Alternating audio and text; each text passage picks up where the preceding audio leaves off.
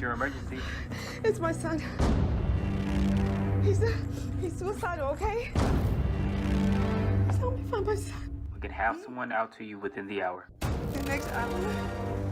I don't think you understand what I mean when I say that he is suicidal. That means that at any second my son could be gone. Please pick up, baby, please. Oh, come on, baby. Yo, what's happening? Just checking on you, man. Make sure you're ready for this. This is the role we've been fighting for. Mom, what's wrong? I know you have an audition, but it's your brother again. I don't have anybody else but you, baby. Last call for Lamar Clark. No one is available to take your call. Just call Mom back and let her know you're okay, all right? You looked out for your goddamn self when I told you to look out for my brother. I told you there's gonna be times where I won't be there to protect him. I put everything on the line.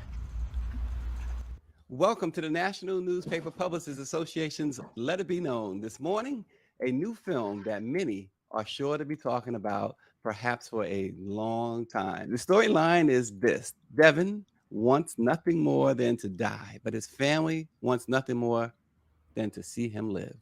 Over the past year, he's attempted to take his life 5 times.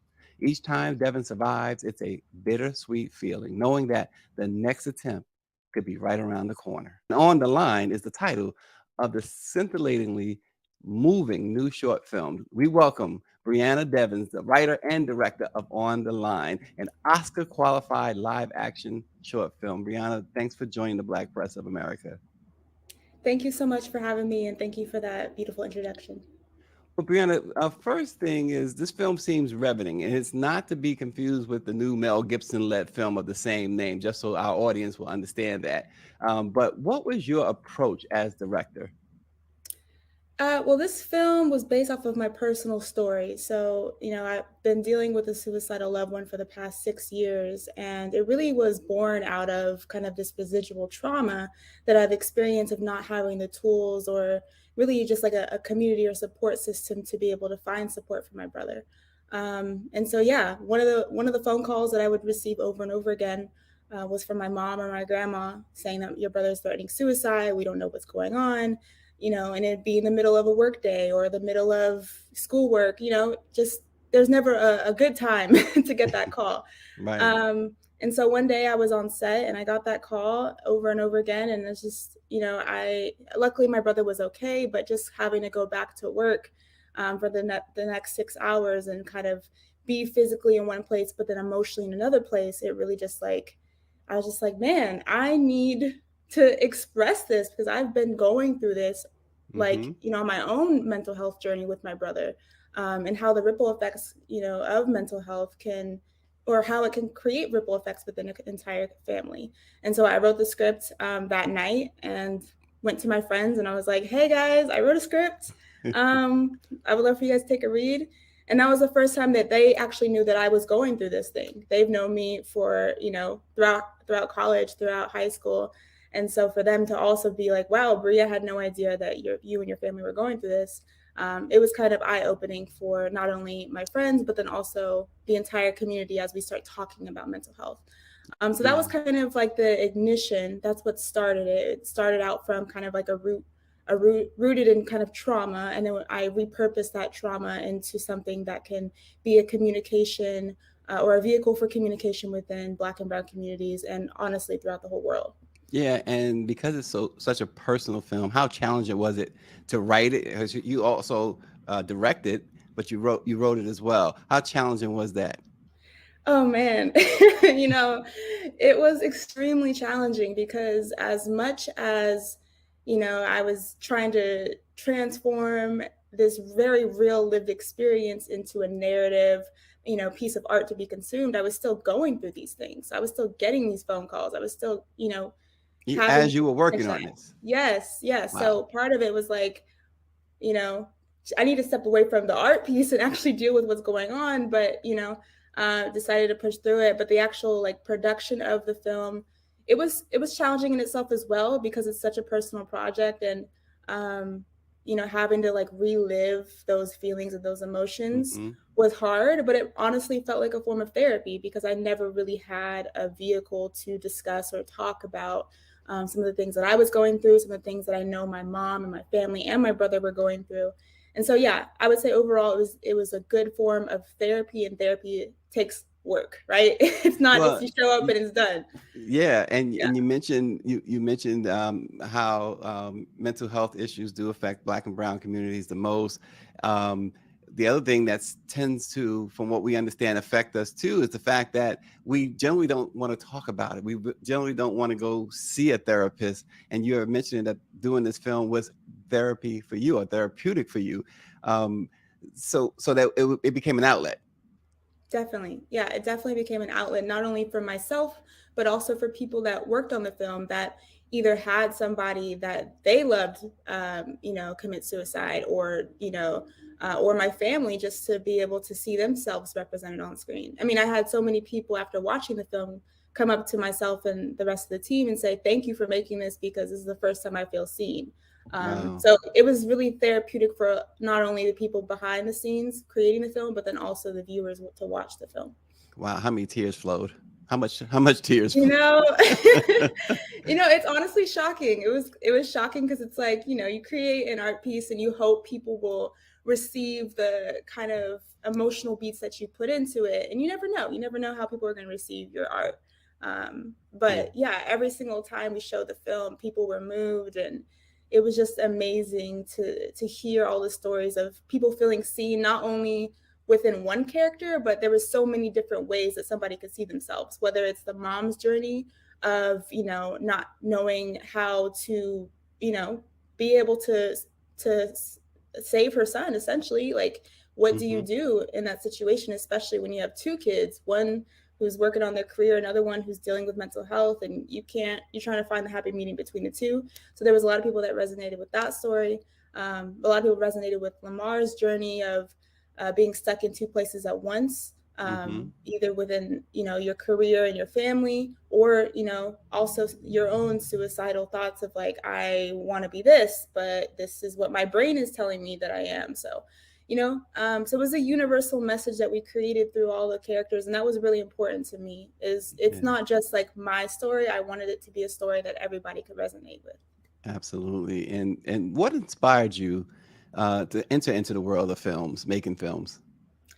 Well, I've always loved visual storytelling. Like, I used to just sit in my grandma's closet with her little DSLR camera and just take random photos of things to make it look interesting. And I became a family photographer, and I just loved telling stories through visuals. I was always drawn to that. Yeah. And then I did a documentary in high school. I remember like sitting in an audience and like hearing the audience react to certain moments that I created. And that just became contagious for me, Mm. knowing that you can evoke emotion and move people through the art of filmmaking. That's really where it all started. I was just like, I love this feeling. I need to continue to do this. And filmmaking. I've been around folks. I've heard folks talk about how laborious it is. How it's a lot. It's hard work. What keeps you motivated?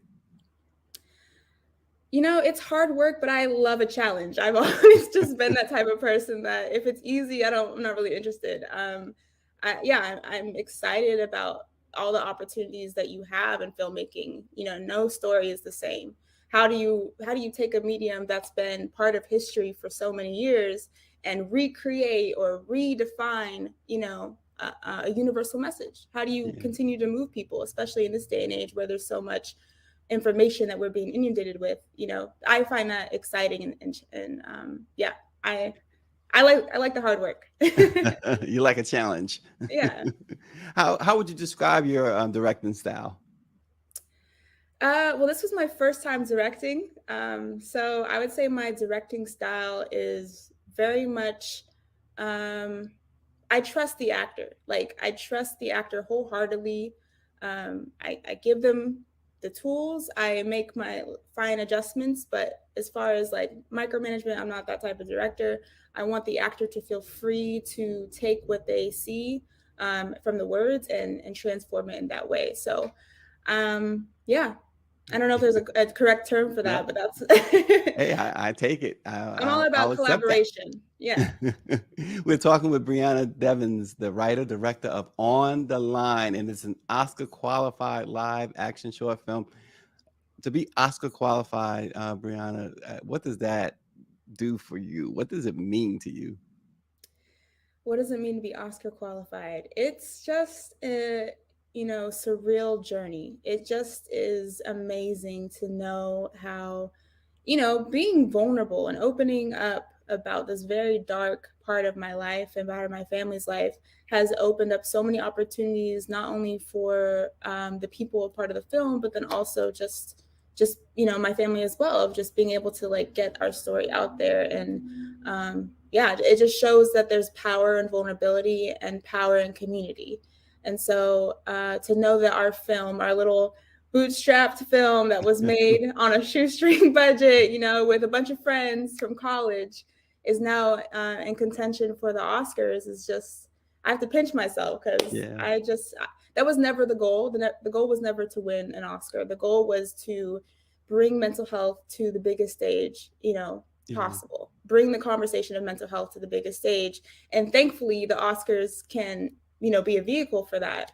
And that's why we're on this mission to get gold. But ultimately, the goal is to have people talking about mental health and bring mental health to the forefront of the conversation. Yeah, and as we continue to On the Line is the name of the film.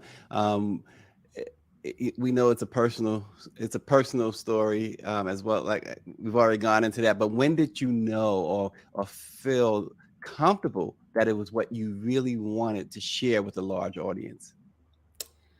You never really know until like you get to the editing room and you're like, all right, what did we get? But yeah, when we start cutting it together, I have an amazing editor. His name's Stephen Brass. Amazing editor. For him to like start cutting the picture up and just seeing it come to life, and just, that's when I was like, oh my gosh, this is actually really good. I think as filmmakers, we could be hypercritical of our work. So I know for myself to admit that I was like, oh my God, this is actually good. Like I knew it was good. I knew this was something I'd be comfortable sharing. Right. Yeah. And films also have cinematographers. They have producers. You write and direct this, but there's producers and cinematographers. How did you ensure that your vision was accurately represented in this film? I hired and worked with people that were all my best friends. Like my producer, Alexis Arrego, she's one of my best friends from USC. She's amazing. Lamar Usher, he's my business partner. He's also the lead actor in the film. He's also my boyfriend. So, he made sure also that everybody that was invested in the film had a personal stake in the film. Neeson was my first AD. He held everything down. I think I would have to give him the most props, because when it came to actual production, just to make sure that I was supported and okay, especially dealing with this very personal story, he was the one that was on top of logistics. Like we had so many fires that we had to put out on set that it's kind of unbelievable that we were able to get it done. We had a whole DJ class that was scheduled. Like they had a scheduling conflict with one of the locations that we shot at in the audition space. And so obviously if there's a DJ class, they're playing loud music. And so you can't record audio. And so that was a whole situation. And there's just so many fires that thankfully we were able to set out. And I have to give mad props to Neeson for holding me down. And for any delay in that process, right? It's costly at times, right? Oh yes. It was like, this is not something that we don't have time to wait for a DJ class to finish. Like we booked this time. Everybody is booked for this day. Like we can't necessarily afford to do a pickup day, because that means you got to pay extra crew, extra crafty, all that stuff, so time is money. And it was definitely like, wait, what? That's a DJ upstairs? But luckily we were able to get it done. And again, I have to give mad props to Neeson, to Lamar, my main producers that really held it down. Yeah. And Brianna, what is your creative process like? My creative process is like pre-production. I get an idea, I have to write it down instantly. Like I have to just go through one draft and not think about it. That's kind of where I start. And then I share it. Here, take a look. What do you think? Then I collaborate with my fellow creatives to get their feedback. We work to make it better. And then, yeah, then I start to think about the visuals. Okay, like, you know, I work with Neeson, who is also the composer of the film. How do we want this to sound? I work with the DP. How do we want this to look? So, you know, it's a very collaborative process, but I definitely believe in pre-production and taking the time beforehand, before you shoot, so you can be prepared when you go into production. Yeah, I understand you do some producing for NBC Universal, among others. How much of that, if any, lends itself to film production? Yeah, so I work at NBC Universal as a producer and an editor, but I also am a producer for Revolt. Like, I co-created a show with Neeson called In a Session. So I've dipped my feet kind of in multiple different things, and how it lends itself to like where, you know, making this film is just like the creative experience of knowing what each role requires. So when I'm talking to a producer, I can talk to them effectively as a director because I played the producer role. When I talk to an editor, I can talk to them effectively because I play an editor role. So that way I'm a better team player, better communicator with every part of my department. So there's no miscommunication or, you know, misunderstanding about what needs to be done. And I was, you know, Brianna, I was watching something recently. In fact, I was in a doctor's office watching it. It was this big series. I want to say it was 60 Minutes or something, a segment on Ava DuVernay and what she's doing for, particularly for Black women filmmakers. Are you finding, now that you've jumped into that world, are you finding more opportunities for Black women filmmakers? Yeah, definitely. There's definitely a lot more opportunities for Black female filmmakers since the time I started making films. Now it's like almost like people are excited about it.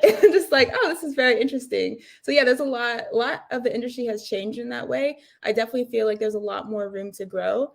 I know personally I've had experiences working on a predominantly male set or predominantly white set, you know, just lacking diversity. And I've had experiences that, you know, just aren't really supportive, or as a woman, like people won't look at me as a director. They'll look at my AD and talk to him instead.